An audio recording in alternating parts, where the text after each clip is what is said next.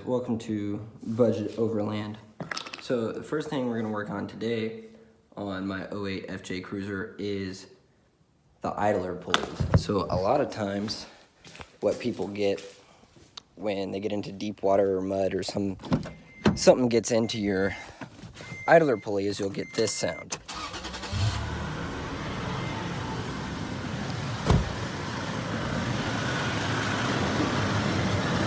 You'll get this high-pitched whine out of it.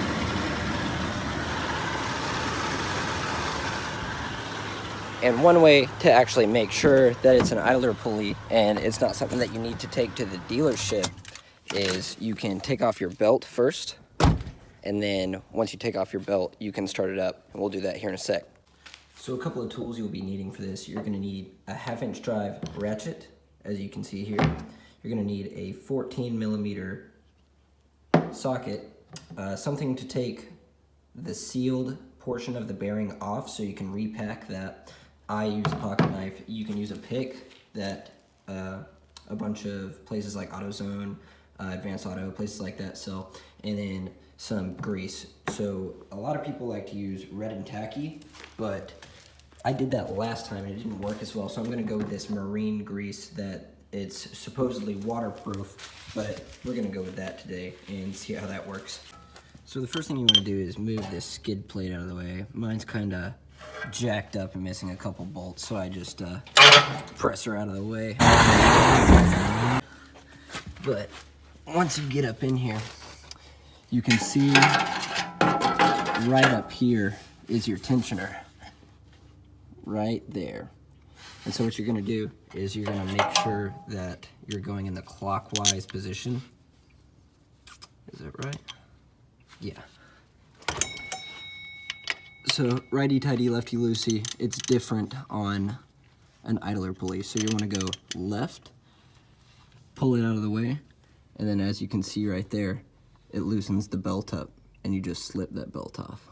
You can see we got the belt off. It's not connected to the crankshaft down there, so it won't be spinning, the fan's not gonna be moving, anything like that. So your idler pulleys, when they spin, is where you get that noise. So whenever I get back in and start it up, it should sound different, way different. So this is the noise that you're doing. You don't want to leave it running like this for too long because it can drain your battery because that alternator's not spinning.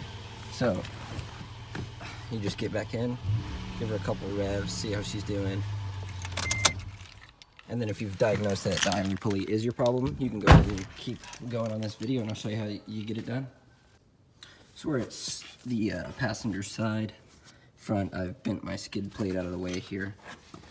So when you get up under here, you can see there's an idler here. Spins way too fast. Basically, there's no grease in it. There's one on the bottom down here. It seems to be pretty okay, but we're still gonna take them all out and repack them anyways. So there's 1, 2. You come over to this side, and then you've got your tensioner. So when you're doing the tensioner, you wanna make sure that you keep the washers and everything the same. So as you can see here, the tensioner also spins pretty freely as well. You can also check your alternator if you think that might be the problem, but you'll definitely get to some battery issues before you diagnose the alternator. So we're gonna start by taking these 14mm bolts off. You can see that one's a little loose anyways. But we're gonna take all of them off. This one is righty-loosey, excuse me. The tensioner here that is righty-loosey instead of lefty-loosey. So we're gonna go ahead and get on that and get all these taken out, and I'll show you the next step. We've got all those off. So I put them in retrospect to the front of the engine. So this one, we've got our passenger side upper, we've got our lower here, and then we've got our tensioner and our driver's side upper. So the tensioner, you need to make sure you keep that separate from all the rest of them. One, the bearing's different, and the threads on the bolt are going to be different as well, so you don't want to get those mixed up. You can mark it with a T, but I'm not going to do that because I'm not an idiot. So let's hope everything goes well. So the first thing you want to do with your bearing is, this is your idler pulley. The bearing is on the inside, on the other side of this washer. When we get that washer out, you'll be able to see here. So it's still pretty greasy in here from the last time I did it. I think I jarred up a little bit of the sealant there. It's just a rubber silicone seal that goes around, just presses right in. That's what the knife is for. Later you just pry that out after you take the bearing out of the idler pulley, and you go ahead and repack it from there. We'll do that here in a minute. The next tools you're gonna need are, you can use a press, but who's got money for one of those, right? So I use a hammer and a socket that I don't use, and I put the socket right in here to where it fits on this. You do not want to hit the rubber silicone press. So another thing, if you get this far and you realize that one of your bearings is like just completely shot, like there's nothing you can do about it, like it just spins and spins and spins, you can cross-reference the part number on here with Amazon's got them. I know PG&E Bearings sells some, but it's I'll drop it in the description below, all the part numbers for the bearings and everything. So this one is just a regular idler. It's got a 10mm hole on the inside. The tensioner, on the other hand, is different. So when we get there, like I said, I'm gonna drop all the part numbers and everything in the description. So let's get this rolling. Okay, so we have our idler pulley here with the bearing still inside of it. I'm gonna show you how to get it out, or how I get it out. So it turns out a 15mm deep well socket fits perfectly snug in behind this bearing. And so what I do is I get 2 or 3 pieces of 2x4 and just set them on the ground here, big enough for an opening so that this bearing can shoot out into here, right in here. But it also has to have enough surface area contact so that when you hit it, you don't like hit your hand and have to go to the hospital or something. So let's get into it. Here we go.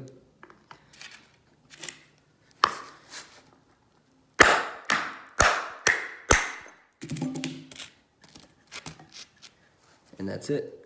That's your bearing right there. And as you can see, and you can kind of hear, you're getting some noise out of it, which isn't good. And it looks like all the grease that I put in it previously is just leaking out of it. So I'm gonna come up with something later to kind of seal it a little better, like using a home silicone, something high temp, so that when the bearing is spinning, because this is the only piece that spins, right? So you have to make sure that when it is spinning, that the silicone is not going to lock anything up or anything like that. Okay, so after you get your bearings out, I'm doing them one at a time because it's kind of redundant to just keep doing it and show you guys the same thing over and over. So what you do, you take your knife or pick or whatever, and you're gonna slip it right in behind this sealed part of the bearing. Careful not to cut the silicone piece, and you're just going to press in enough to get behind it, and you're gonna pop it out. Just like so.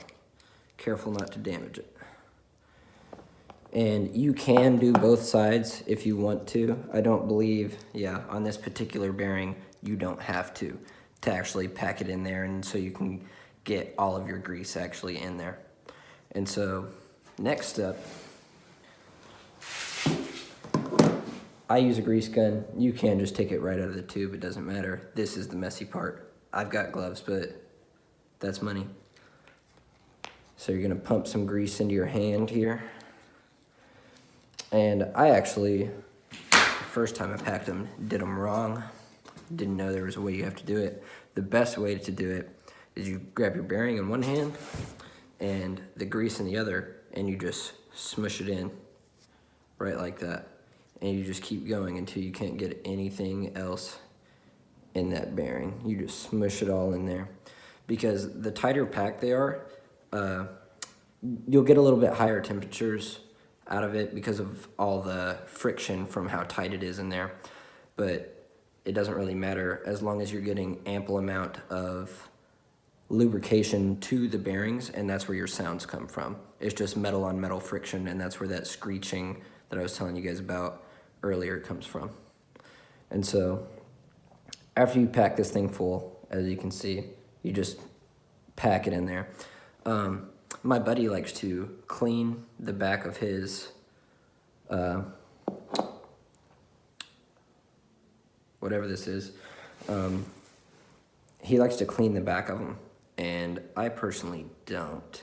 I like to just put a little bit of grease on there, kind of take it off my hands a little bit. I'll just smear it in there. And this is the waterproof grease. No, I've already said that, but in case you were wondering. And then next step, you just put it right back on like so. You just press it in there. All the way around. You make sure it's got a good seal all the way around. And then you can just wipe this excess grease off. Paper towel. Wipe it off. You want to leave some on the edges here because you want to be able to get it back into your idler pulley. And so now it spins and there's no noise. Crazy. So this bearing, it's the bottom idler pulley. So the problem you're going to run into with this one, I got it off last time, and I mean, it's still pretty decent. Like, it doesn't need to be greased up or anything, so I'm not going to do this one. But the way I had to do it last time was I had to push the bearing in just enough from this side to where I could get this washer out, and then I took the rubber silicone piece out, and I had to pack it from both sides. So you would take off this piece of the bearing, and you would take off this little metal washer here, and then that rubber piece is under there. So whenever you get this one off, you do have to do both sides because it's a, I forget what they're called, like a double-sided bearing kind of. And this one just requires more grease, and so you're gonna have to get it from both sides to make sure that you pack it really well. And last time I did it, apparently did good enough. So make sure when you get to this one that you know what you're dealing with. So like I was saying earlier, this is the tensioner pulley, and as you can see, the hole is a little bit bigger than the regular idler pulley one, and that's because the bearings have different part numbers on them. Like I said, I'll put that down in the description and everything. Make sure you do not get your bolts mixed up. Whoops. So when you're doing your tensioner pulley, you want to make sure that you take both sides off because it is one of these special bearings on the inside to where it's like twice as wide as the other one. Like you can see, spins pretty freely. Whenever you take off both sides, the reason why, you can pack it all from one side, just make sure that the grease comes out the other side. That was a big problem my buddy had on one of his trucks back home when I was doing it. And pretty easy. You just take off both sides, pack it full till it's coming out the other side. You can put some on both sides, it doesn't matter. You just want to make sure you get all the air out of it and that there's no pockets in there where you can get metal on metal friction. Okay, so we got all these pulleys done. Now you just gotta throw them back in the order that they came out. And then throw your belt back on. I'll drop a belt wiring diagram in the description as well, so I don't have to hold the phone and get up in there and try to show you where everything goes. I'll just drop the diagram and you guys can go from there. It's pretty easy, you can just look it up on Google too. So let's see how it sounds when we're done. Okay, got the belt on. As you can see under here, everything's connected back the way it should be. This took way longer than expected, but see how she goes.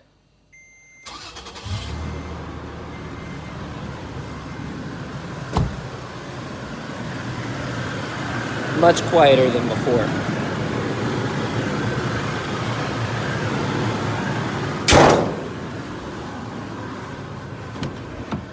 We'll get back inside.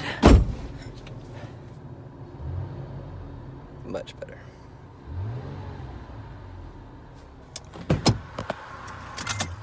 And that's pretty much it, idler pulleys. If you have any questions, leave a comment down in the link in the description.